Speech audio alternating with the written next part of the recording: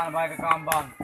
ऊंचा बहुत कारी साहब, हाँ गुलाम मुस्तफा, तूने कारी किसको ये मजदूरों को हाथ लगाया कि मेरे रकबे पर आकर कब्जा कर?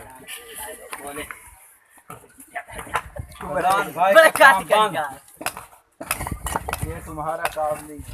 फरदान भाई का काम बंद है। गुलाम मुस्तफा से कह के सारे भाई अपने भाइयों को भाई काम बंद। मस्जिद की जगह पे काम हो रहा है। तूने बहुत सारे प्लाट हड़पे हैं, लेकिन ये तुम नहीं हड़प सकते। नहीं, ये नहीं हो सकता। इरफान ऐसे गुलाम मुस्तफा ये नहीं हो सकता से। फंजू, औकात से आगे मत बढ़, वरना गली की किसी नुक्कड़ पे गोलियों से छल्ली तुम्हारी लाश मिलेगी और लोग बड़ी आसानी से ये भूल जाएंगे।